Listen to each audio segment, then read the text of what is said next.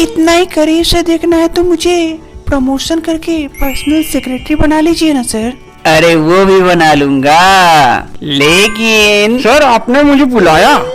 क्या रोहन, तुम हमेशा गलत टाइम पे आ जाते हो। अभी जाओ, बाद में आना। ठीक है सर, मैं बाद में आता हूँ। तभी रंगीली बोल पड़ती है, सर मैं चलती हूँ, नहीं तो बाहर ना हम दोनों के ढिंढोरे पिटने लगेंगे। मैं बाद में आऊंगी, बाय। ठीक है रंगीली, लेकिन आना जरूर। रंगीली तो वहाँ से चली जाती है, लेकिन बॉस जनाब उनके दिल में अरमान जगा जाती है।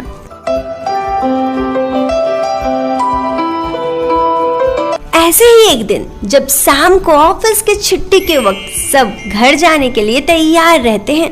चल यार, सबको घर जाना चाहिए अब। हाँ हाँ चल, बस का टाइम भी हो गया। छूट जाएगा तो पूरी रात हम लोगों को ऑफिस में ही बितानी पड़ेगी। ठीक है, तुम लोग जाओ। आज मैं बस से नहीं जाऊंगी, कार से जाऊंगी। क्यों, तुम्हें लॉटरी लगी है क्या कार की? अरे चुप चुप, बहुत सारा बस। ओए माँ, मेरे पेट में मोच आ गई, अब मैं कैसे घर जाऊंगी? अरे रंगीली, क्या हो गया तुम्हें? क्या हो गया? कुछ नहीं सर, मेरे पैर में मोच आ गई। एक काम करो, तुम मेरे साथ चलो, मैं तुम्हें घर ड्रॉप कर देता हूँ। जल्दी आओ, जल्दी। Bye guys, bye bye. अरे तुम लोगों ने देखा रंगीली का कमाल? वो तो बॉस को भी नहीं छोड़ी। ऐसे ही रंगीली अपना जलवा बिखेरती रहती है, कोई चाह कर भी कुछ नहीं कर सकता है। उसी दिन शाम को कौन है? गेट खुला है, आ जाओ। अरे दानिश जी, आइए आइए आइए। तो भाभी जी कैसे हैं? मैं तो ठीक हूँ दानिश जी, आप अपना हाल चाल बताइए, कैसे हैं? मैं तो ठीक हूँ, बस रेंट का पैसा लेने आया था। काफी दिनों हो गए, आपने दिया ही नहीं। अरे दानिश जी, मैं न कुछ कह रही थी कि मैं न रूम खाली कर दूंगी। अरे भाभी जी, अचानक से रूम क्यों खाली करेंगे? यहाँ तो कितना अच्छा वातावरण है। अरे दानिश जी, पैसों की थोड़ी सी तंगी है, इसीलिए सोच रही हूँ कि रूम खाली कर दूं। ऐसे आपको भी दिक्कत होती है ना? अरे भाभी जी, आपने पैसों की बात कहाँ की थी कि आपको दिक्कत है? अगर आप बोलते तो मैं आपके पैसे माफ कर देता। आपको खाली करने की कोई जरूरत नहीं है, आप आराम से रहिए जब तक इच्छा करे। मैं हूँ ना आपका दानिश। ओ धन्यवाद दानिश जी आपका कि आप मेरे इतने करीबी हैं कि आपने मुझे यहाँ रहने के लिए दिया है और पैसे भी नहीं लेंगे। अरे भाभी जी, मैं तो आपका हमेशा से इतना करीबी हूँ, एक बार मौका तो दीजिए। ठीक है दानिश जी, मैं आपसे बाद में बात करती हूँ, मेरा खाना चढ़ा हुआ जल जाएगा, बाय। रंगीली तो वहाँ से चली जाती है अपना काम निकाल कर, लेकिन दानिश सिर्फ सोचते रहता है। एक दिन ऑफिस में, और बता, क्या हाल चाल है तेरा? अरे हाल चाल तो बाद में पूछना, पहले रंगीली कहाँ है उसे बुलाना। तो बहुत चर्चे सुने, बुला बुला। अरे बुलाया हूँ, आती ही होगी। तू इतना उछल क्यों रहा है? तभी रंगीली आती है।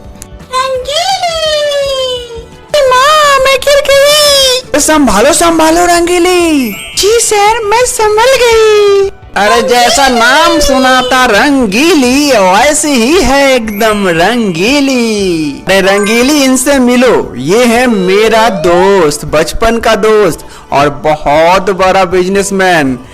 अभी अभी बहुत बड़ा उसे प्रोजेक्ट मिला है, इसमें काम कर रहा है और वो हम लोगों के साथ मिल के बनाना चाहता है, इसीलिए आया है। इसका मतलब मुझे भी इसके साथ? अरे नहीं नहीं नहीं नहीं नहीं, तुम्हें किसी के साथ जाने की जरूरत नहीं है, तुम्हें यहीं रहना है, बस मेरा पीए बनके।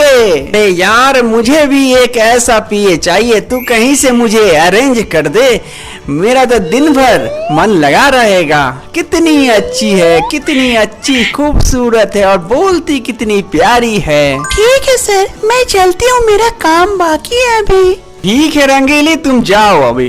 रंगीली तो वहां से चली जाती है, लेकिन जनाब बॉस और उनके दोस्त सब देखते रह जाते हैं। अरे रंगीली, सुने कि तुम्हारा प्रमोशन हो गया, तुम अब बॉस की पीए बन गई हो। हाँ, मैं तो पीए बन गई। हमें भी कुछ आइडिया दो ताकि हम लोगों का भी प्रमोशन हो सके। रंगीली चीज ही ऐसी है कि उसका कोई प्रमोशन ना करके रह ही ना पाए। हाँ, वो तो उस दिन दिखाई था मुझे बॉस के साथ। कभी हमें भी मौका दो। रंगीली अपनी अदाओं से सबको घायल कर देती है, ऐसी है रंगीली। और मौका तो मैं सबको देती हूँ, जिसका हिम्मत है वो ले ले। बड़ा आया प्रमोशन लेने वाला। रुक जा रंगीली, अब तुझे मैं देखता हूँ तेरा प्रमोशन को कैसे मैं डिमोशन में बदलता हूँ, देखती रह जा।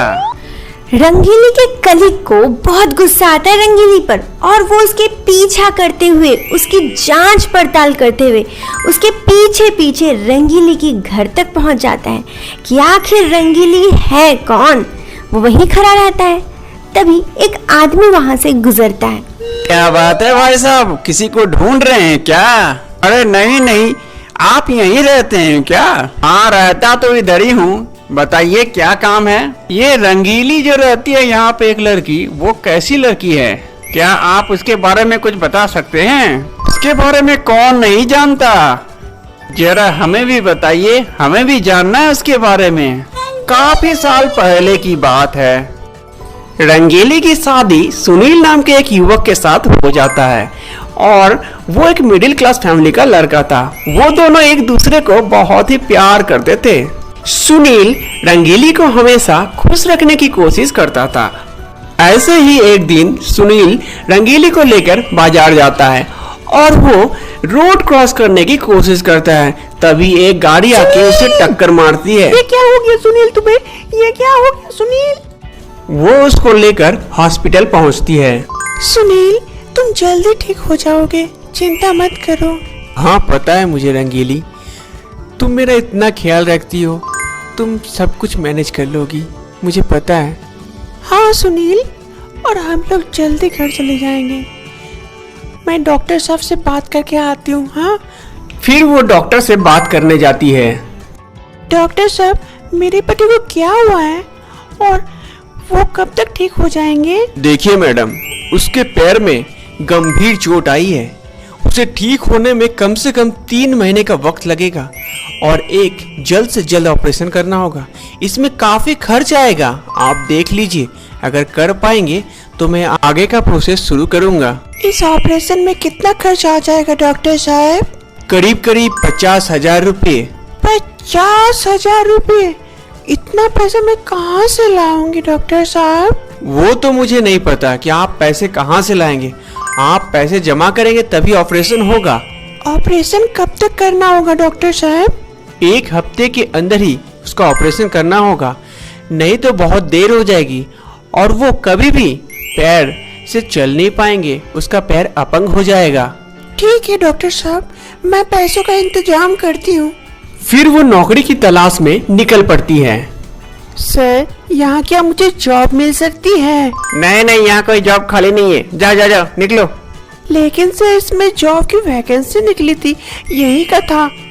यहाँ पढ़े लिखे लोगों को जॉब मिलती है, तुम जैसे गवारों को नहीं। ठीक है, चलो निकलो यहाँ से।